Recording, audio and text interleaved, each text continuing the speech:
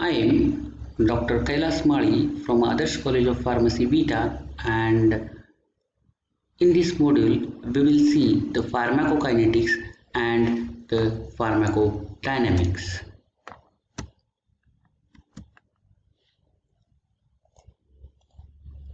Learning objectives: learners will be able to define pharmacokinetic and pharmacodynamic parameters. Also will be able to plot plasma concentration time profile. What is meant by the pharmacokinetics? It is the study of time course of drug concentration in the body. That is, what the body does to the drug.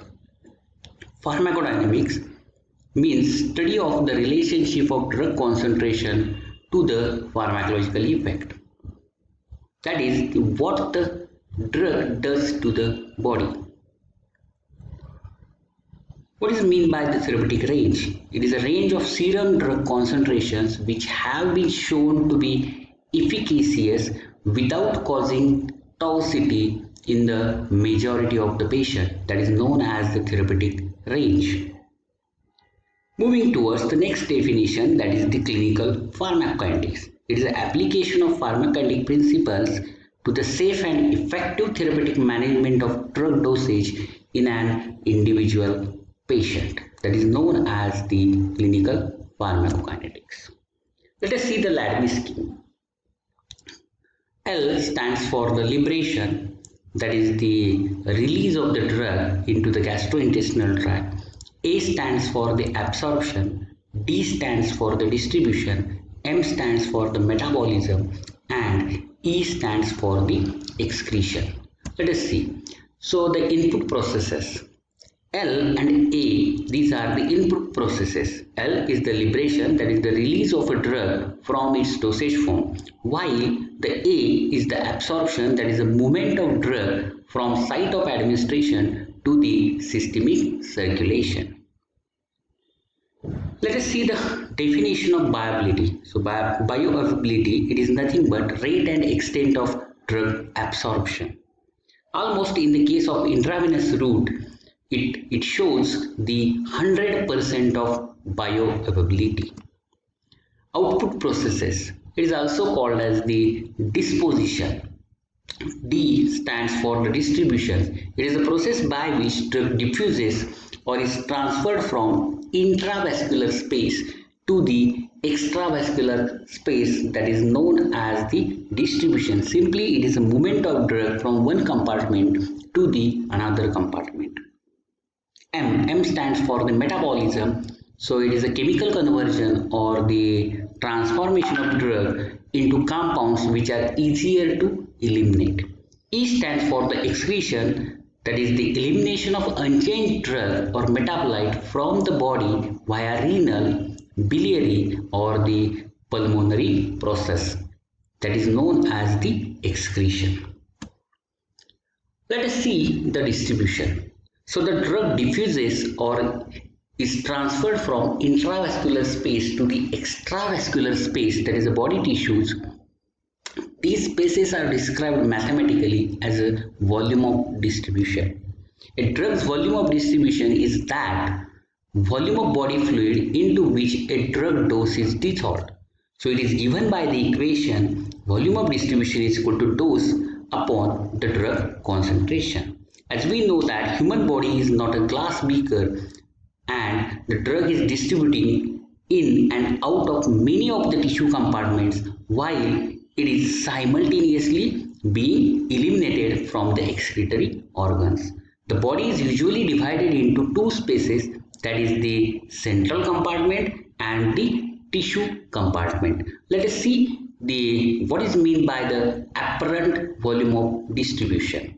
So apparent volume of distribution is a term used to describe the volume of fluid that would be required to account for all drug in the body. It does not necessarily refer to any identifiable compartment in the body. It is simply the size of a compartment necessary to account for the amount of drug in the body, because VD is the hypothetical in nature and it is referred to as an apparent volume. So apparent volume of distribution, it is nothing but a hypothetical body volume in which the drug gets distributed. That is known as the apparent volume of distribution. So distribution volumes are important for the estimating amount of drug in the body, peak serum levels, as well as the clearance. So this is about the distribution. Let us see the elimination. Drugs are cleared primarily by the liver and the kidneys. Excretion into the urine is a major route of elimination for metabolites and unchanged drug. Most drugs are eliminated by a first order process with a first order elimination. The amount of drug eliminated is directly proportional to the serum drug concentration. With the first order elimination, at a certain point in therapy, the amount of drug administered during a dosing interval exactly replaces the amount of drug excreted. When this equilibrium occurs, that is, the rate in is equal to rate out, the steady state is reached or achieved. Clearance. It is the descriptive term used to evaluate efficiency of drug removal from the body. Clearance is not an indicator of how much drug is being removed. It is only represent the therapeutic volume of blood which is totally cleared of drug per unit time. Because the clearance is a first order process, the amount of drug removed depends on the concentration. It is proportionality constant that makes the average steady state drug levels equal to the rate of drug administration. So clearance, that is the rate out, can be calculated from the dose and average steady state concentration. Elimination rate constant. It is the first order elimination. The rate of elimination is directly proportional to the serum drug concentration. There is a linear relationship between rate of elimination and serum drug concentration. Although the amount of drug eliminated in a first order process changes with the concentration, the fraction of a drug eliminated, it remains constant. The elimination rate, that is K, represents the fraction of drug eliminated per unit time. Let us see the typical plasma concentration versus time curve. So, when the drug is given by extravascular route, there is a rapid rise in a plasma concentration, and later on it gets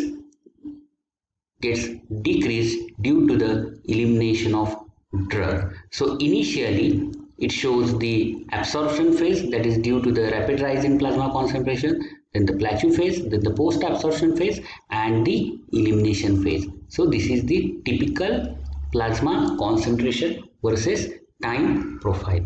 Let us see the pharmacokinetic parameters and the pharmacodynamic parameters. So the pharmacokinetic parameter, area under curve, is one of the important pharmacokinetic parameter. It is the blood drug concentration, area under the blood drug concentration versus time curve, or the area under the plasma level time curve is called as the area under the curve. The area which is present under the curve, that is known as the area under curve. It is a measurement of extent of drug viability, that is, it indicates the rate and extent of absorption. The AUC reflects the total amount of active drug that reaches the systemic circulation. So it is expressed in microgram hours per ml. So this is about the area under curve. Let us move towards the next parameter, that is the Cmax, that is also known as the peak plasma concentration. It is the maximum plasma drug concentration obtained after oral administration of a drug. The point of maximum drug concentration of a drug in plasma, it is known as the peak, and the concentration of drug at a peak, it is known as the peak plasma concentration. It is denoted as the Cmax and it is expressed in microgram per ml. Let us see the Tmax. Tmax, it is time of peak plasma concentration. It is the time required to reach the maximum drug concentration in a plasma after extravascular drug administration, it is useful in estimating the rate of absorption. It is expressed in hours. So this is about the area under curve, Cmax and Tmax. Let us move towards the pharmacodynamic parameter, that is the minimum effective concentration. So here in the graph you will see the minimum effective concentration. It is the minimum concentration of drug that in plasma required to produce the therapeutic effect. The concentration of drug below this level is said to be the subtherapeutic level. So this is the minimum effective concentration. Maximum safe concentration is the concentration of drug in plasma above which adverse or unwanted effects are expected to happen. The concentration of drug above the maximum safe concentration is said to be in the toxic level. Duration of action. So here this is the duration of action. The time period for which the plasma concentration of drug remains above the minimum effective concentration level is known as the duration of action. It can also be defined as a difference between the onset time and time for drug to drop back to the MEC. That is known as the duration of action. Onset of action. When plasma drug concentration just exceeds the required minimum effective concentration, the pharmacological response starts, and this is called as onset of action. Let us see the onset time. It is the time required by the drug to start producing the pharmacological response. It corresponds to the time for plasma concentration to reach the minimum effective concentration after administration of drug. That is known as the onset time. Intensity of action. It is the maximum pharmacological response produced by the peak plasma concentration, that is known as the intensity of action. Therapeutic range. It is the concentration of drug between the minimum effective concentration and maximum safe concentration, that is known as the therapeutic range. So all these are the pharmacodynamic parameters, that is the onset time, onset action, intensity of action, duration of action, therapeutic range, minimum effective concentration and maximum safe concentration. Let us see the pharmacodynamic, just introductory part of the pharmacodynamic kinetic modeling. So pharmacokinetic models are relatively simple mathematical schemes that represents complex physiological spaces or processes. The accurate PK modeling is important for precise determination of the elimination rate constant. Most commonly, we are using the first compartment model and one compartment model and two compartment model for determination of various pharmacokinetic parameters like elimination rate constant, elimination half-life, volume of distribution, clearance, and so on. So let us see what is the one compartment model.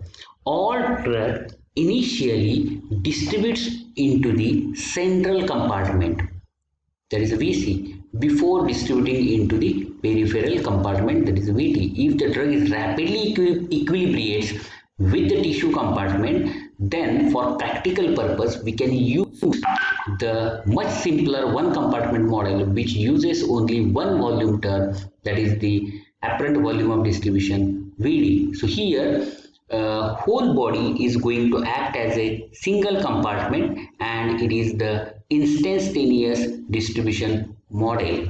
From the central compartment, the drug gets gets distributed rapidly into the peripheral compartment. So this is about the one compartment.